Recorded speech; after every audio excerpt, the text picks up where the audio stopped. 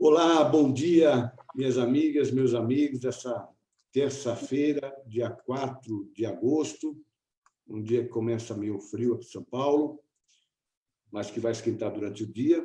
E hoje nós estamos em mais uma conversa entre amigos, um tema muito legal, muito interessante, que é o Teatro Municipal de São Paulo, no que diz respeito ao prédio, que é lindíssimo, mas especialmente no que diz respeito àquilo que é a alma do teatro, que são os artistas, e que estão alguns aqui conosco, alguns amigos queridos, para contar um pouco a vida do teatro, as histórias do teatro, e também as suas vidas, enquanto músicos e integrantes dos corpos permanentes do Teatro Municipal. Está conosco o Brian. Brian, obrigado por ter aceito o convite. Muito obrigado a todos. E o Bom dia. Brian vai contar um pouquinho da história do teatro também. O Brian conhece bastante a história do Teatro Municipal. Está conosco o Leonardo. Léo, obrigado por ter aceito. O Léo é do Corpo Talento. O Brian é do corpo da orquestra. Está conosco Sim. a Marta. A Marta, Olá, que bom dia. eu conheço um pouquinho mais. A Marta é minha cunhada, esposa da Estela, minha esposa, irmã da Estela, minha esposa. Marta, obrigado, querida, por estar conosco. Eu que agradeço. Obrigada. Marta, que também integra a orquestra. O Cláudio, querido Cláudio Guimarães, obrigado também, Cláudio, por estar conosco. Bom dia a todos, é um prazer sempre estar aqui conversando com vocês. O Cláudio, assim como o Rafael, que são do coral. Rafael, bom dia, obrigado também por ter aceito o convite. Bom dia, nós que agradecemos. Rafael que está na região de Avaré hoje, Passando com a família. frio. Está um pouquinho de frio aí, né? 17 graus, acho que como São Paulo. Daqui a pouco começa a esquentar o dia. É. Bom, vamos começar a falar um pouquinho sobre o teatro. Eu vou começar pelo Brian, só para ele introduzir e contar um pouco sobre a história do teatro, a formação dele, e aí a importância dele que todos nós conhecemos. Ele é o Centro Cultural de São Paulo.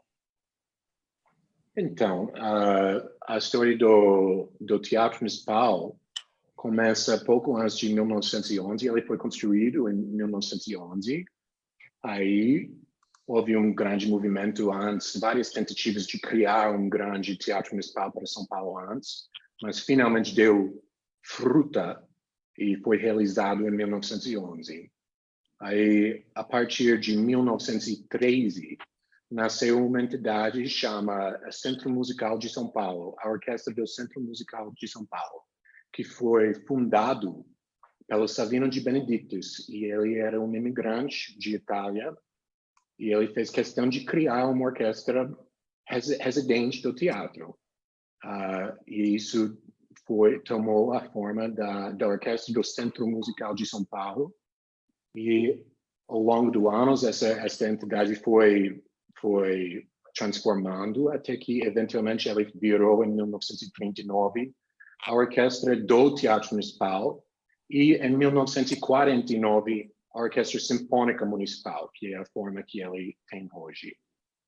tem hoje. Então é uma história muito longa, muito interessante. Houve vários momentos gloriosos da orquestra, inclusive momentos como Villa-Lobos, como Respighi, que veio de Itália 2 vezes para reger a Orquestra Sinfônica Municipal e que escreveu uma obra chamada Suite Brasileira, que nunca foi completado. E essa obra era para ter 5 movimentos, mas só terminou 3.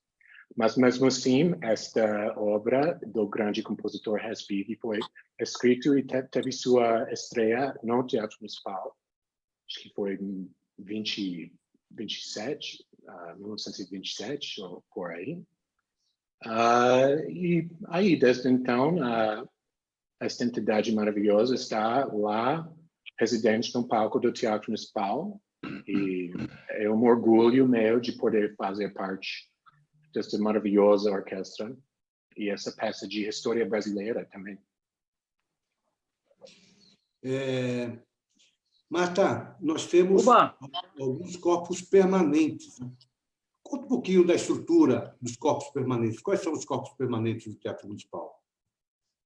Então, no teatro mesmo, tem os 2 coros, coral lírico, coral paulistano, tem o Balé da Cidade tem a orquestra e tem o quarteto de cordas, que foi fundado pelo Mário de Andrade. O quarteto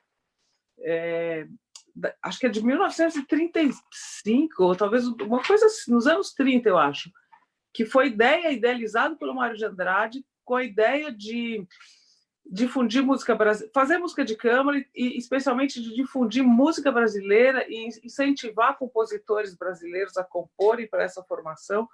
É super importante, assim, acho que é um dos poucos teatros que tem um quarteto fixo, residente.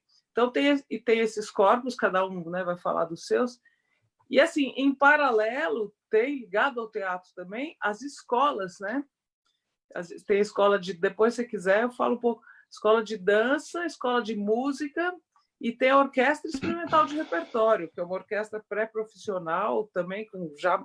Tudo, muita história. Esse é um resumo do que tem na casa. A gente vai falar sobre cada um dos corpos permanentes e até para as pessoas conhecerem, e também certamente, muitas crianças querem participar, querem saber se é possível integrar algum desses corpos, a começar pelas próprias escolas, né? O Léo é do balé. Conta um pouquinho da formação para a gente. Qual é a formação do corpo do balé e quantas pessoas tem? Como é a vida, como é a rotina de vocês, né? De treinamento? Conta um pouquinho para a gente. Então, na verdade, o balé começou como corpo de baile do Teatro Municipal, que a função dele especificamente era compor as óperas junto, então ter o corpo de baile lá para poder complementar as obras que tivessem balé na ópera, né? Só que lá pelos finais dos anos 60 e começo de 70, por essa cidade ser bem cosmopolita e estar em plena ebulição, a gente resolveram mudar o nome de Corpo de Baile do Teatro Municipal para Balé da Cidade de São Paulo, e aí com temas mais contemporâneos, convidando coreógrafos sempre, então, desde coreógrafos internacionais até nacionais, para poder manter essa visão cosmopolita da cidade. Desde então, a gente vem até hoje tentando seguir um pouquinho dessa filosofia que é a cara de São Paulo, assim, né? E a rotina é uma rotina que as pessoas imaginam mesmo. São 6 horas de trabalho diárias. A gente tem uma aula de 1h30, mais ou menos, de um aquecimento, e depois a gente segue com os trabalhos de repertório ou montagens novas que a gente tem que fazer durante todo o dia. E é intenso, é uma rotina corporal bem forte. A gente precisa estar sempre atento à forma física e sempre se atualizando também, porque a dança contemporânea hoje é uma dança que a gente normalmente faz uma aula de balé clássico, mas hoje em dia várias linguagens, várias coisas vão se incorporando, como, sei lá, antes era um pouco capoeira, hoje é hip hop e várias técnicas assim vão se incorporando. Então, a gente tem que estar sempre atualizado, não é uma rotina fácil mesmo. Qual o número de integrantes? Atualmente... O número fixo? Sim, sempre teve uma média de 40 pessoas. Agora o nosso número é de 34 bailarinos, né, dividido entre homens e mulheres. Legal. Você vai contar um pouquinho para a gente também das apresentações. Obrigado, Léo. Cláudio, no outro corpo estável, que é o coral, né? E eu acho que não há quem não queira participar de um coral. O coral é algo maravilhoso também, todo mundo que eu conheço, em algum momento participou de algum coral, evidentemente não profissional, mas é uma delícia cantar, né? Conta um pouquinho para a gente sobre o coral, e é da mesma forma, como nasce, quantos integram. Então, nós temos no Teatro Municipal 2 corais, né? Cantar faz parte da vida, como você falou, né? Todo mundo canta em algum momento, é sempre muito bom estar cantando, é um privilégio poder fazer isso como profissão, né? Estar integrado lá no Coral Lírico. Eu sou do Coral Lírico. O Coral Lírico tem a sua atividade vinculada diretamente à Orquestra Sinfônica Municipal. O Coral Lírico é dedicado às óperas e música de concerto, né? Poderíamos também nos apresentar à capela, mas não é a função do Coral Lírico. Quem tem essa função é o Coral Paulistano, que é um coro com menos integrantes, um coro de câmara. O Coral Lírico tem 87 cantores hoje, né? Temos 2 pianistas ensaiadores, 2 maestros, e estamos ali dedicados a toda a programação operística e de concertos grandes da casa. A preparação de um cantor, né, com essas características exige não só a preparação musical, a preparação técnica, vocal, mas também uma preparação de palco, uma preparação cênica, porque nós não estamos apenas cantando, né? Ópera é um teatro cantado, então nós temos por função estar... existe toda, além da preparação técnica da música em si, nós precisamos estar em cena, então existe todo um preparo anterior, nós precisamos chegar no teatro geralmente com 1, 2 horas de antecedência para, enfim, nos prepararmos com figurinos e maquiagem, tudo que diz respeito a isso. São muitos ensaios feitos com relação a isso também. E essa é a nossa atividade principal. Esperamos voltar a ela em breve, assim que for possível no teatro. Rafael, conta um pouquinho também sobre o coral. Quantos são integrantes? Enfim, as apresentações. Já ia pedir para o Cláudio. Foi, Cláudio, daqui a pouco você não me deixou muita coisa. Mas brincadeira. Falta muito ainda. Falta muita coisa. O Cláudio falou, né? Nós somos hoje em 87 integrantes e trabalhamos basicamente, né, na atividade operística da casa, né? As histórias ali são inúmeras, os momentos, né? A gente nesse momento agora, né, que está todo mundo distante, do distanciamento, a gente tem, além da falta que isso faz, né, para a cidade, a falta que faz para cada indivíduo ali, né? Porque a gente participar ali do teatro, né, sermos integrantes dos corpos estáveis ali, é um lugar onde que a gente não se expressa só enquanto artistas, né? Nós nos expressamos enquanto pessoas, enquanto seres humanos. E uma coisa que tem chamado muito a atenção nossa, que isso fica muito claro agora, é como a nossa atividade ela se dá sempre na coletividade. Como a tecnologia, né, que é algo formidável, mas como ela não estava preparada, né, para absorver isso, porque a nossa rotina ali são ensaios diários, né? As pessoas sempre perguntam, né? É uma coisa engraçada, né? Quando a gente fala que é cantor de ópera, um bailarino, as pessoas já têm aquela coisa ainda um pouco até mística, exótica. Isso chama, né, a atenção. E o próprio teatro em si, né? Que é um lugar extremamente... Você olha do lado de fora, né? Aquilo é maravilhoso, dentro é maravilhoso também. E a gente repensando a nossa atividade agora com toda a tecnologia, como é que a gente está distanciado disso tudo, né? Distanciado do público, distanciado um dos outros, porque a nossa atividade cotidiana é essa, é nos relacionarmos. Como é impressionante falar assim, eu não consigo fazer música, posso fazer música sozinho, mas como me faz falta essa coletividade, essa interação entre as artes, né? Como o Cláudio falou, o Brian, Marta, né? E o Léo. Ali nós somos, o termo define muito bem, o corpo estável. Nós somos partes de um corpo. E hoje a gente está, né, distante e pensando, né, nessa coisa toda, de fazendo nossa arte à distância, levando isso à distância, né, os ensaios acontecendo à distância. Você imagina que são 87 pessoas cantando simultaneamente, todos os dias, juntos. Isso é algo maravilhoso, isso é da nossa rotina de trabalho. Então, a gente somos privilegiados de exercermos a nossa arte dessa forma e ansiosos para que a gente volte, tão logo possível, que a gente possa estar em contato, essa energia muito positiva com o público sempre. Deixar um pouco para os outros. Vou só contar um pouquinho também para a gente as apresentações, e realmente todos devem estar sofrendo esse problema. No momento atual, deve ser terrível para todos, né? Eu fico imaginando a dificuldade que é o treinamento conjunto, porque a formação de vocês é conjunta, né? A música, seja no coral, seja no corpo de balé, seja no orquestra, ela nasce exatamente da junção de todos vocês, né? E a dificuldade do treinamento. Mas, Brian, conta um pouquinho para a gente, para as pessoas conhecerem um pouquinho mais. A Marta comentou que nós temos duas orquestras, a Orquestra Experimental de Repertório e a Orquestra Sinfônica Municipal.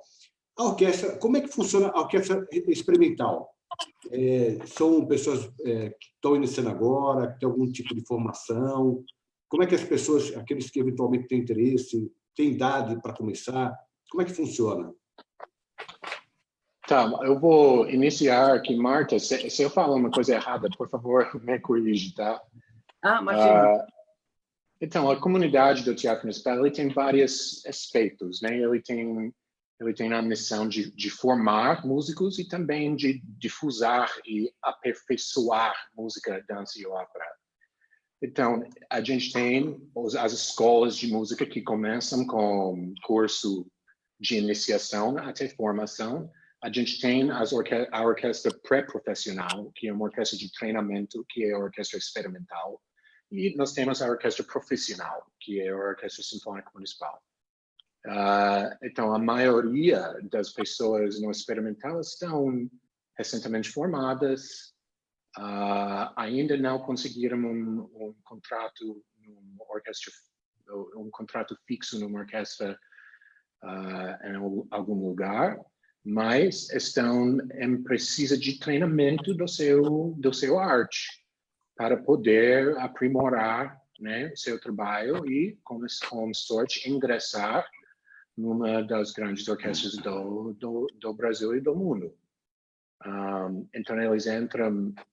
Tem um limite de idade, eu não sei direito o que é, e também tem um prazo que eles podem permanecer. Depois eles precisam sair e dar vaga para mais alguém. Então, é assim que funciona o experimental. Eles têm uma missão diferente da Orquestra Sinfônica Municipal, que é, por um lado, o treinamento desses jovens músicos e, por outro lado, como o nome diz, é realizar concertos mais experimentais, repertório mais novo, mais experimental. E a Orquestra Sinfônica Municipal é a orquestra que é dedicada, vamos dizer, ao aperfeiçoamento de música de concerto. Falei errado, Marta? Não, tá perfeito, é isso aí. Quer completar, Marta? O ingresso... Assim, então, o que eu me informei agora, que eu também não sabia, é que atualmente está com 83 bolsistas, eles chamam de bolsistas, que eles completam esse ano 30 anos a experimental, sendo que ela era antigamente a Orquestra Jovem Municipal, então eu vou falar, dentro da escola tem duas orquestras. Já fora da escola tem a orquestra experimental e depois na escola tem a orquestra infanto-juvenil, que pega as crianças que já conseguem tocar em orquestra até 17 anos. Daí tem a orquestra jovem, também faz parte da escola, que é os mais, ou pode ter menor de idade também, mas os alunos da escola. E aí, a experimental, que já tem um concurso próprio, tem uma vida própria, eu também não sei muitos detalhes. Então, eles têm que fazer concurso para entrar, é super concorrido, super difícil entrar. E é uma orquestra que funciona tem monitores, cada naipe, né, tem um profissional que auxilia aquele instrumento. Então, tem toda uma progressão dentro do Teatro Municipal que é muito interessante, até você chegar na Sinfônica Municipal, que é a nossa orquestra, né? Esse degrau da escola, ou das escolas, quais são as escolas? As escolas. Bom, então, tem a Escola de Música, que completou, acho que 50 anos no ano passado, tenho quase certeza que é isso. Tem a Orquestra de Dança, de Balé, que está completando 80 anos esse ano. tinha programado toda uma eles tinham um monte de coisa programada, vinham grandes bailarinos que já foram ou que não foram, enfim, eles tiveram que transformar tudo isso em virtual e parece que foi super... quero falar uma coisa importante sobre as escolas. As escolas, na hora que começou a quarentena, rapidamente, assim, em questão de uma semana, as escolas se organizaram para dar aula para os alunos, normalmente, virtualmente, obviamente, e foi assim, eu acho que foi a primeira escola a fazer isso. Todas estão fazendo agora, as outras escolas de música, foi muito rápido. Então, a gente teve um semestre, é o único lugar que eu acho que dá para dizer que a gente conseguiu manter o padrão. Claro que não é a mesma coisa, óbvio, mas assim, os alunos tiveram aulas semanais, virtuais, como eles sempre tiveram uma evolução fantástica, muitos até melhor, porque estavam trancados dentro de casa, tinham horas e horas para estudar. E a escola de balé também eu soube que... eu até perguntei aqui, lição de casa, parece que a escola de dança costuma ter em torno de 500 alunos, entre os fixos, é também um processo super... É uma escola muito séria, assim, ou talvez o Léo saiba mais sobre do que a escola. Hoje em dia está com um pouco menos, porque esse ano, não sei por que, não teve os cursos livres. Então, está com 370 alunos. A Escola Municipal de Música tem por volta de 670 alunos, formou grandes músicos. O nosso maestro atual, Roberto Minchuk, foi aluno da Escola Municipal. E tem alunos que saíram de lá, é uma escola fortíssima, no mundo inteiro, solistas aí pelo mundo, e nas grandes orquestras, na USESP, na Sinfônica Municipal, formados pela Escola Municipal. Sempre teve... E está atuando, tanto dando as aulas ao balé, à escola de balé, assim como fazendo programações, lives. Deu um jeito de se reinventar. A coisa está funcionando a todo vapor. Nem lembro se era essa a sua pergunta. Não, mas era por aí. Da conversa é essa mesmo. Minha dúvida é o seguinte. Por exemplo, nós temos a integração das escolas com a comunidade. Uma criança que queira seguir na profissão, queira entrar no mundo da música, qual é o caminho primeiro dela? O que ela deve fazer? Ela começa em escolas públicas ou privadas, depois faz o teste para entrar na escola municipal. Como é que funciona a vida do músico, né? Como é que ele começa? Músico, aí estou colocando não só músico, o instrumental, o coral, mas o ballet também. Aqueles que trabalham com a música. Como é que funciona? Os primeiros passos. Para quem está perguntando? Eu acho que eu posso começar, como eu estou solitário. Deixa eu começar e aí depois vocês complementam. Então, o processo seletivo, normalmente o ideal para uma criança ou para alguém que queira começar é o quanto antes melhor. Não antes dos 55 anos, dá para começar ainda ou não? Não, é possível. Hoje é possível ainda. Mas é óbvio que dependendo de como você quer seguir adiante, quanto antes melhor. Não antes dos 6 anos, porque a sua formação anatômica ainda não está muito bem formada, né? Mas depois dos 6, eu acho que já é o ideal. E só completando o que já foi dito aqui, eu acho que o processo seletivo dentro da escola de dança é um processo ótimo, muito rigoroso.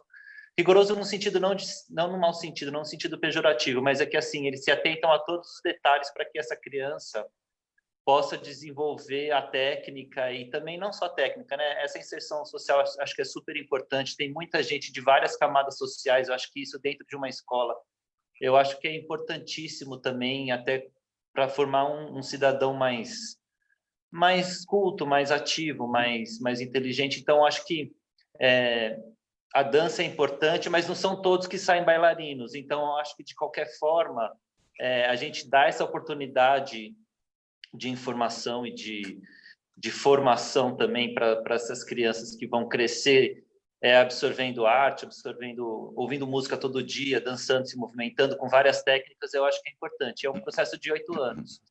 E tem uma coisa interessante que o Balé da Cidade ele tem uma política de chamar sempre algumas pessoas que se formaram para estagiar dentro da companhia, entendeu? Alguns continuam, outros não, outros vão seguir carreira fora ou vão fazer outra coisa, enfim, mas isso é uma coisa que eu acho que é uma prática que é válido a gente ressaltar, porque eu acho que é importante. E essa relação com a comunidade, e inclusive em relação às comunidades, nós temos integrantes hoje das escolas que estão participando que vieram de comunidades mais carentes, né? Sim. Isso é importante também, porque é um caminho também de ascensão através da cultura. Isso é importantíssimo. Eu não Pois sei, é um curso livre, né?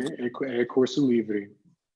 Então, não sei se o Cláudio, se alguém tem esse dado, mas se eu não me engano, se não me falha a memória, nós fizemos um estudo há um tempo atrás, acho que 70% dos alunos da escola de música vêm da periferia, né? Vêm das regiões, das comunidades e tudo, né? Então, a música é algo fabuloso, a cultura, porque ela insere o indivíduo não só na arte, mas na sociedade, como uma profissão.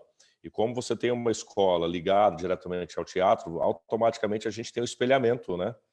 A pessoa entra ali e ela tem um objetivo, ela tem onde ela quer chegar. Acho isso é de extrema importância. Isso além de de uma certa convivência, né, natural, porque todos nós circulamos ali no mesmo espaço.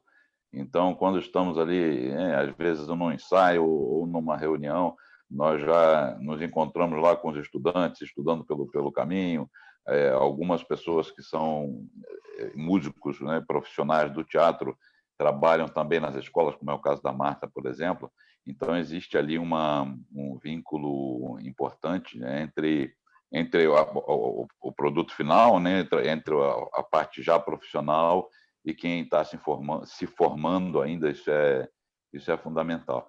Independentemente da pessoa se tornar um profissional da arte, né, a arte faz parte da vida de todos nós. Então, eu sempre acreditei nisso, não só com relação à arte, mas com relação a qualquer profissão. A gente faz bem aquilo que a gente ama fazer. Quem vai fazer quem vai, enfim, se desenvolver em qualquer profissão pensando já no quanto vai ganhar, ou no status que vai ter, ou quanto vai poder viajar, ou no carro que vai poder comprar, geralmente não vai ser um bom profissional, né? Isso vem em consequência. E isso com a arte é fundamental, é muito importante que a pessoa tenha esse amor, essa dedicação, essa empatia com o que está ali. Até porque, Cláudio, as pessoas têm uma visão romântica do que é ser artista, mas é que não é fácil também, né? Acho não que é nada fácil, né? Então, não são só flores, né? Eu costumo dizer que a gente tem uma visão que é sempre da plateia para o palco, né? Que isso é a visão que o Léo está falando, às vezes romanceada, e tem a visão do palco para a coxia, do palco para os bastidores, de quando as coxinas se fecham. E aí tem toda a estrutura, né, de vida. Aí já não tem tanto a coisa mais romanceada, essa coisa toda, essa visão. Então, eu acho que é muito importante para um artista em formação, e o artista, vale a gente falar, né, a gente sempre tem informação. A gente pensando agora, né, na meninada, essa coisa toda, esse convívio com absolutamente tudo, já com essa estrutura. Eu, por exemplo, não sou de natural de São Paulo. A minha formação ela se dá em 2 etapas. Muita gente acha que eu sou carioca, mas eu sou goiano. Estou assumindo aqui agora, tá? Para todos. Entregou. Entreguei. Eu fiz a minha formação, porque sou de Goiânia, fiz a minha formação toda em escola municipal de música em Goiânia. E esses dias, por incrível que pareça, essa coisa, né, de quarentena, né, as pessoas estão se achando nas lives. Então, eu descobri antigos professores de quando eu tinha, eu acho que 6, 7 anos de idade, quando eu comecei a minha formação numa escola da prefeitura. Eu perguntei, ainda existe? Claro, existe, atuante. E você vê como é que isso é importante, né? Goiânia me formou, depois eu, da escola da prefeitura, fiz um curso técnico no conservatório da Faculdade Federal de Goiás. Fui para o Rio de Janeiro, porque tinha uma pessoa específica que eu queria estudar, fiz a Unirio, que é a Universidade Federal do Rio de Janeiro, e hoje trabalho em São Paulo. Então, nós acabamos sendo uma espécie de sacerdotes da arte, independente do lugar inicial que fez o investimento, né? A gente frutifica em vários lugares. Então, isso é extremamente importante. Como o Cláudio falou também, né?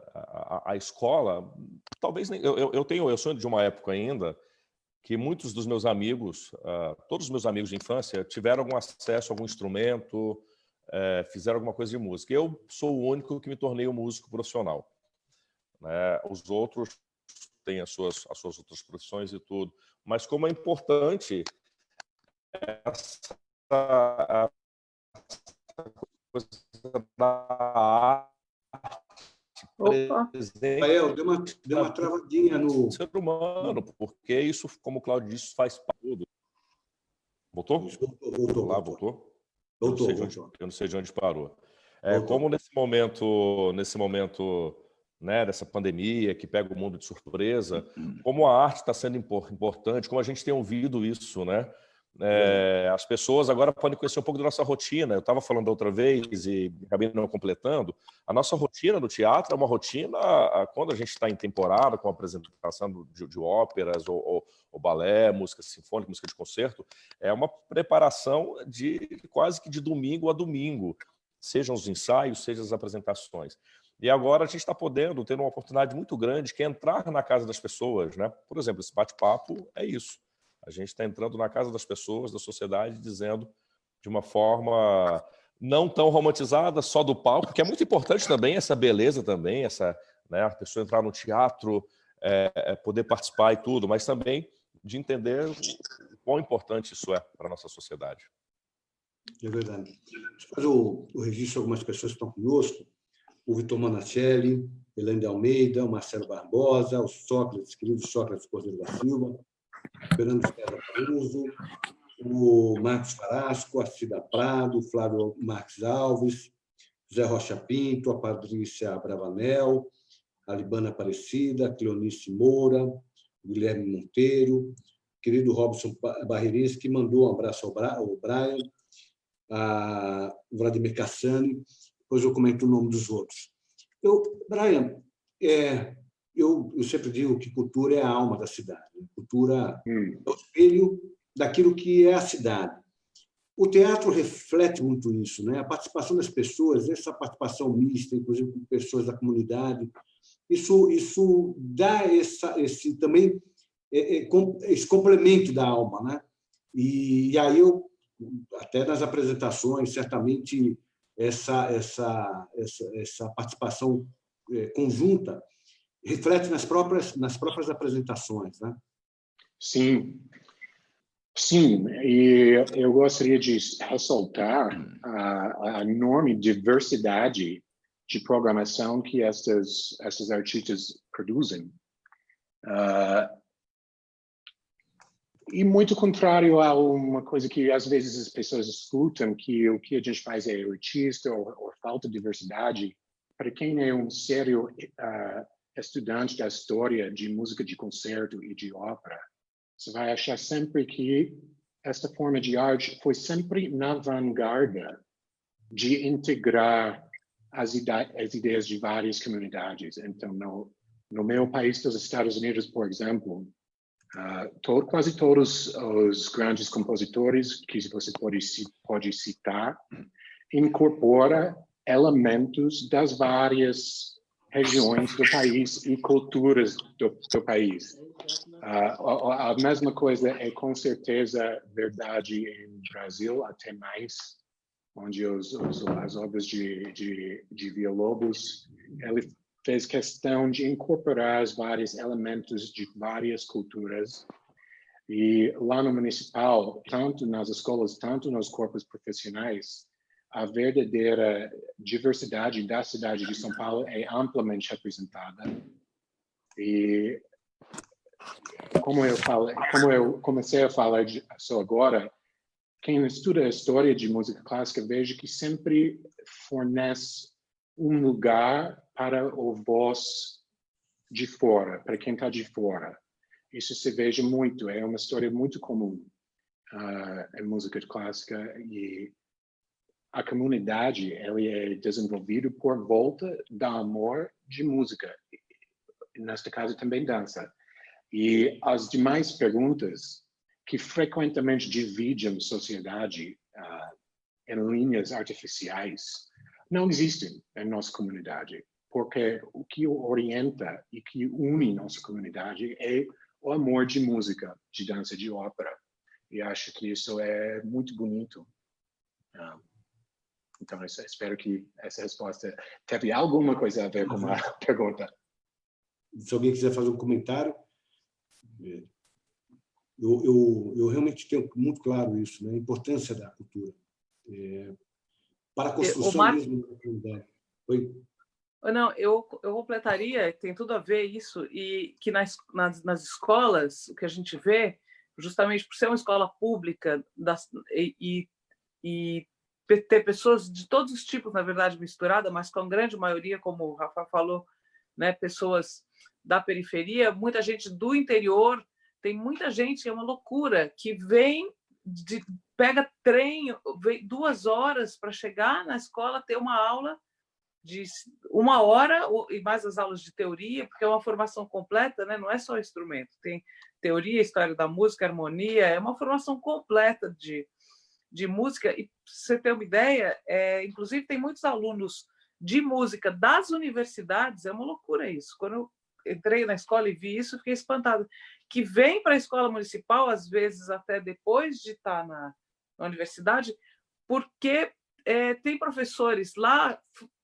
excepcionais, que as pessoas querem ter acesso a esses professores das matérias teóricas e de outras coisas.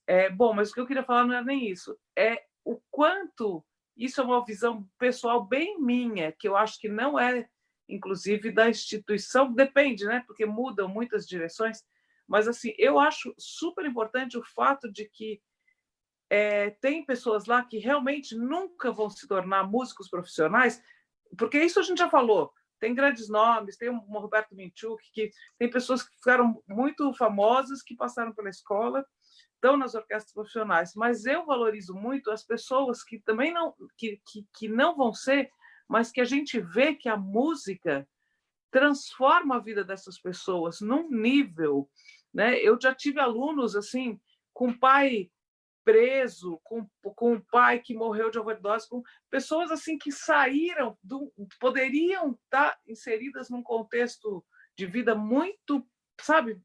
E vem, a música salva essas pessoas. E elas, independente se elas vão ser profissionais ou não, e aquilo lá dá um sentido para a vida delas durante o crescimento delas. Eu acho isso super importante. Não que essa seja a proposta da escola, né? Eu acho que a proposta da instituição é formar músicos, mas eu, em paralelo, acho isso daí fantástico. Você vê, é super interessante. Hoje em dia, com a questão da internet, as pessoas têm acesso a também muita informação que no meu tempo a gente não tinha. Então, é fantástico assim, o nível dessas pessoas em geral e a importância que isso tem na vida delas. Cada um que está lá, a escola tem um papel super importante. Eu concordo muito com isso, viu, Marta? Eu acho isso extremamente importante, porque é a formação do ser humano, né? A arte, ela faz parte, né? Eu também sempre vi essa experiência de, quando morava no Rio de Janeiro, eu tive a oportunidade de dar aulas em comunidade, essa coisa toda, e de você ver como a cultura, nesse aspecto, muda. A gente tem muito a cultura, o que eu vou falar aqui, eu adoro futebol, né? Mas a gente tem muita cultura do futebol, né? A gente acho que falava que um jogador de futebol custa menos que uma orquestra inteira. E é verdade, né? Então a gente tem essa dinâmica do país do futebol e de tudo, e que também é uma coisa fantasiosa, porque quantos efetivamente vão ter sucesso na carreira também, né? Assim como o esporte, a música ela educa, ela insere na sociedade, ela insere no contexto. Você vê aquela criança ali na comunidade com tudo que cerca, com todas as vezes, com toda a violência, mas como a perspectiva, né? E é o que o Cláudio falou de início. A gente, quando começa a estudar música, em algum momento a gente se vê artistas, né? Nós nos vemos, as pessoas que seguem, nos vemos dentro da profissão. Mas ninguém começa pensando, isso vai ser... Mas para as regiões mais carentes é uma maneira de você, né, tirar a criança, às vezes, de uma coisa mais complicada que ela está vivenciando e trazendo arte para a vida dela, trazendo beleza. Eu queria... queria... Vai lá, Cláudio, fica à vontade. Fala, Léo. Não, pode ir. Não, eu queria complementar o que o Brian disse, porque eu acho que é importante o que ele falou, principalmente se tratando da cultura dentro da cidade, assim, e acho que as pessoas que chamam de elitista o Teatro Municipal, acho que tem muito ressentimento aí, alguma outra explicação, porque eu acho que a cidade de São Paulo é uma cidade multicultural, na verdade, né? Que eu acho que ela abraça todos os tipos de manifestações e o teatro é uma delas, assim, sabe? Eu acho que ele tem o seu papel importante dentro da cidade, eu acho que até uma arte, até prospectiva, achar que é uma arte, ou, sei lá, velha, porque só fala de ópera, velha não é o termo correto, enfim, mas desmerecer uma linguagem que é tão rica e taxar isso de elitista, eu acho que é no mínimo um ressentimento que não vale a pena, entendeu? Eu acho que a cidade, ela tem espaço para todos e o teatro é muito importante nesse sentido. Então, deixar claro que esse termo elitista não cabe na gente.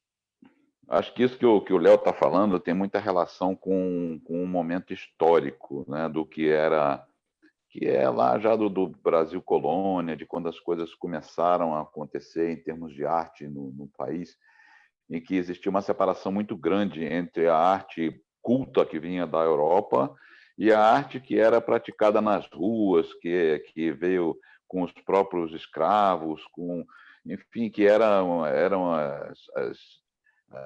os sambas de terreiro, as coisas que vinham daquela forma, e a arte dita culta, né? A arte erudita que vinha da Europa. Isso foi se misturando de uma maneira riquíssima. Nós temos aí o Vila trabalhando com isso e vários outros compositores brasileiros mesclando toda essa linguagem, né? Inclusive isso com certeza acontece na dança também, porque vinha o balé clássico erudito também das grandes obras, né, internacionais, e que foram se mesclando aqui com as danças locais, as danças de trabalho, as danças, enfim, que tiveram outras origens. E isso é absolutamente rico e importantíssimo no nosso país. Nós temos uma multiplicidade cultural que junta isso tudo numa salada, numa feijoada enorme de coisas riquíssimas para se trabalhar com arte. Essa visão do teatro como o templo ainda dessa arte absolutamente erudita e elitista, como o Léo falou, é uma coisa que vem dessa época. O teatro hoje tem espetáculos acessíveis a qualquer pessoa. Não existe mais a necessidade de ninguém vir, né, de fraque, de cartola, chegar num carro maravilhoso. Pode chegar de metrô, de jeans e camiseta e assistir ao seu espetáculo à vontade. Os espetáculos que são realizados em outros idiomas são legendados, então a pessoa consegue acompanhar, como no cinema, né? Você vai assistir um filme que está em outro idioma, você tem a legenda. Hoje também temos as legendas, temos as explicações, os programas. Existem programas de debate sobre determinadas obras para que as pessoas compreendam o contexto daquela obra. Tem preços de cinema, tem espetáculos de entrada gratuita, enfim, é um local que as pessoas precisam conhecer, né? Jogar fora essa estirpe que ficou do passado, de que ali só acontece arte para algumas pessoas. Não, é arte para todas as pessoas.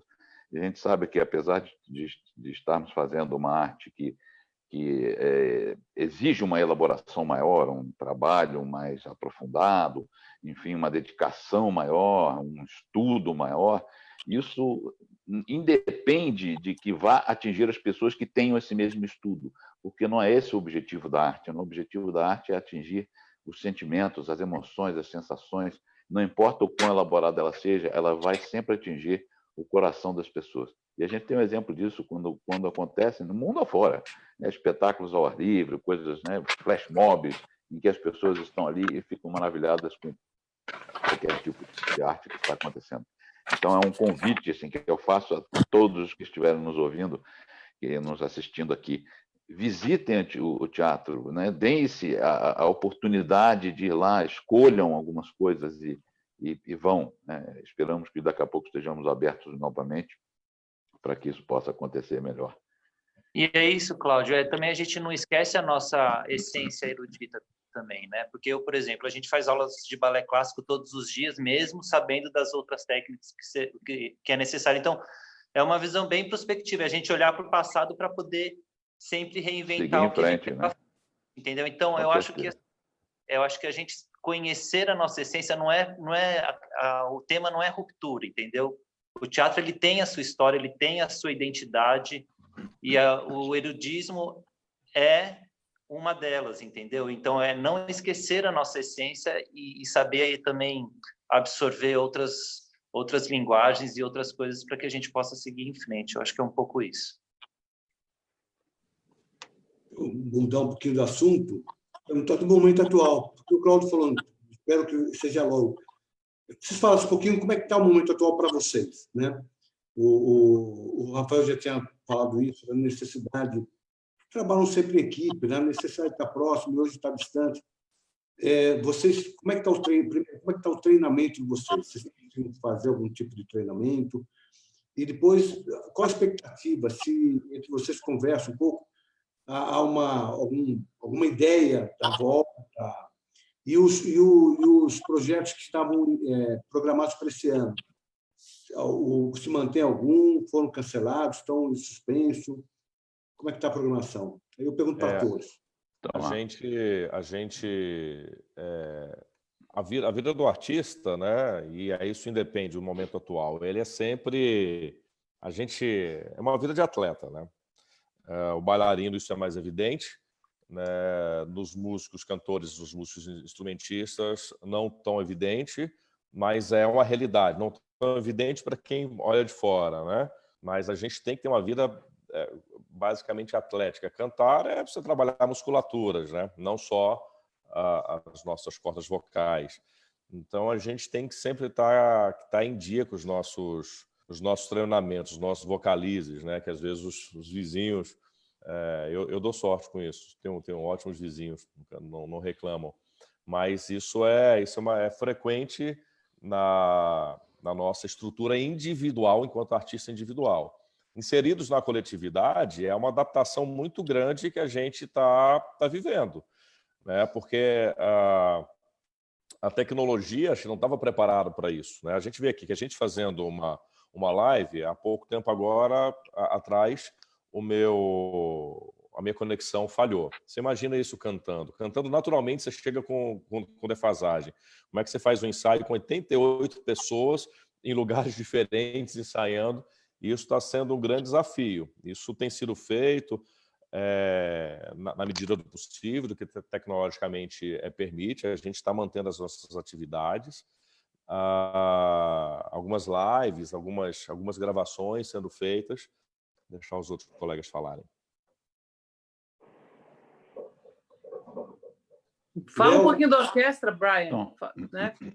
Brian podia falar um pouco da orquestra. Então, na orquestra, desde a quarentena, a gente tem focado em gravações de obras mais camarísticas e solísticas em casa. E você pode ver a fruta dessas gravações na página do teatro, no Facebook ou no Instagram.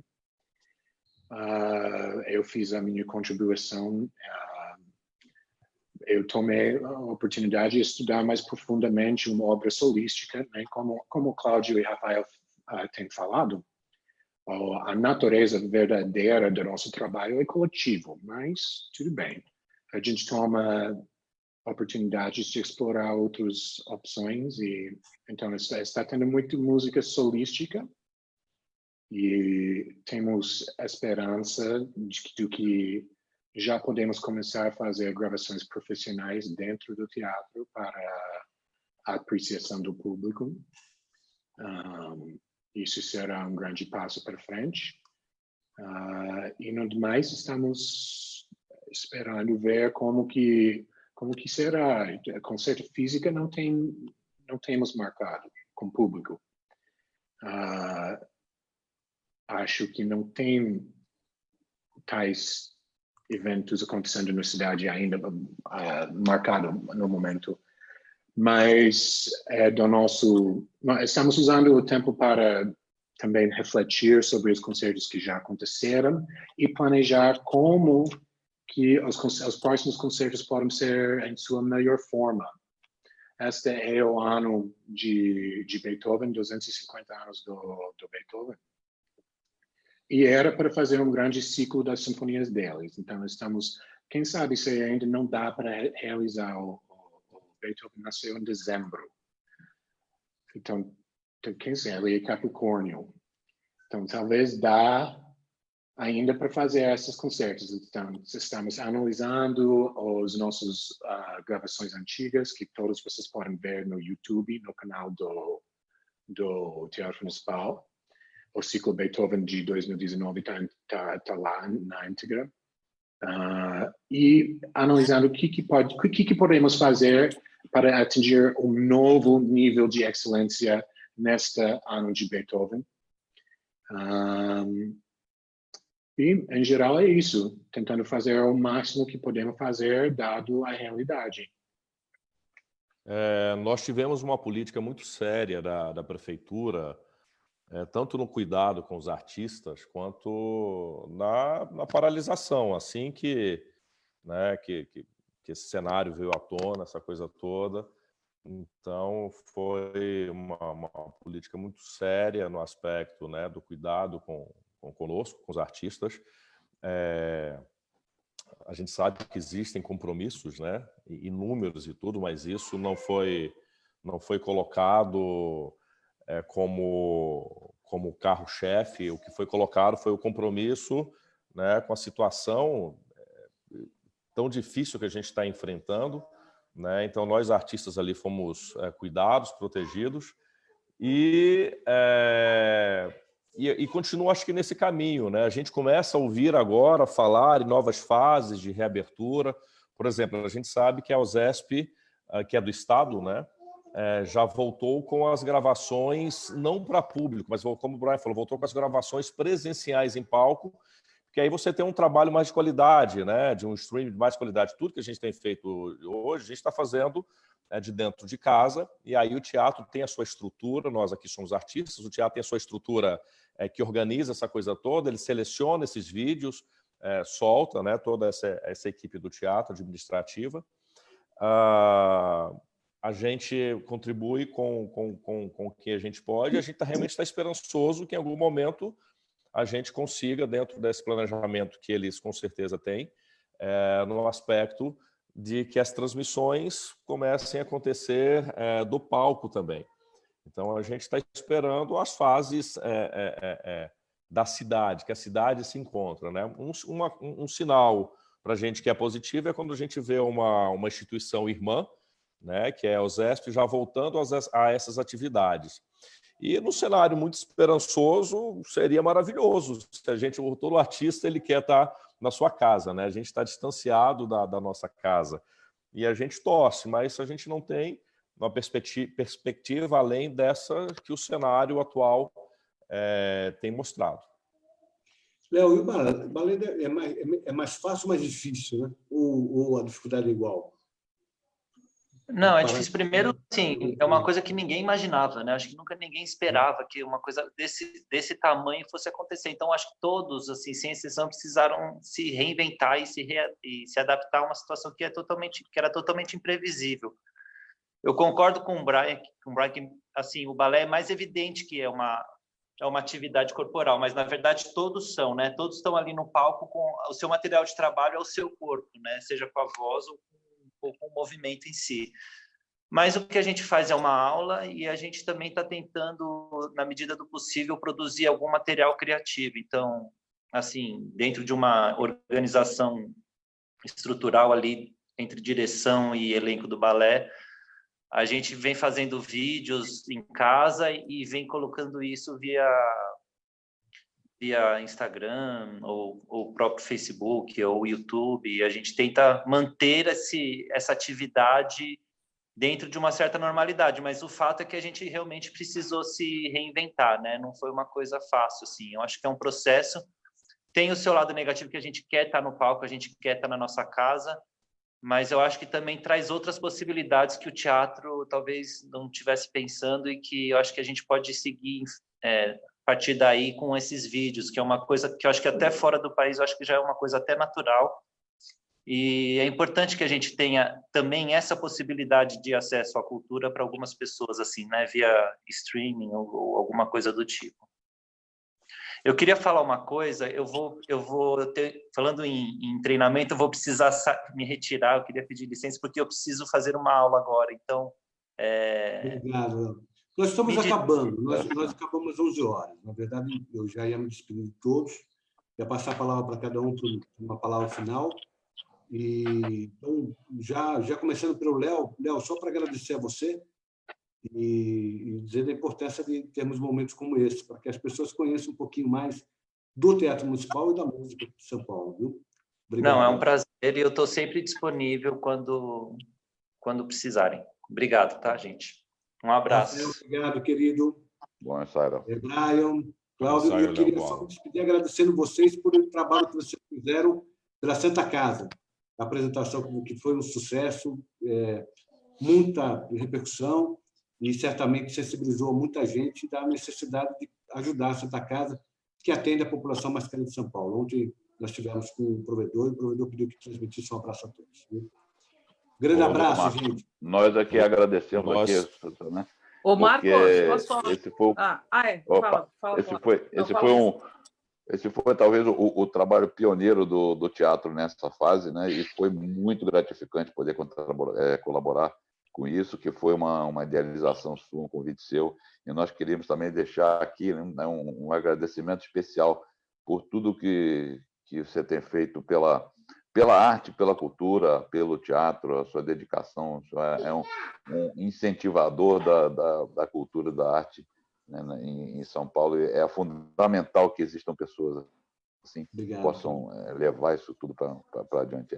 É muito gratificante poder ter te conhecido e estar aqui nesse momento conversando sobre isso. Eu queria fazer das palavras do Cláudio as minhas, né? É importante quando a gente tem pessoas como o Dr. Marcos, né, que é um incentivador da arte, uma pessoa, né, que tem essa paixão ali pelo nosso teatro, mas não só pelo teatro, pela cultura, e que entende tudo isso.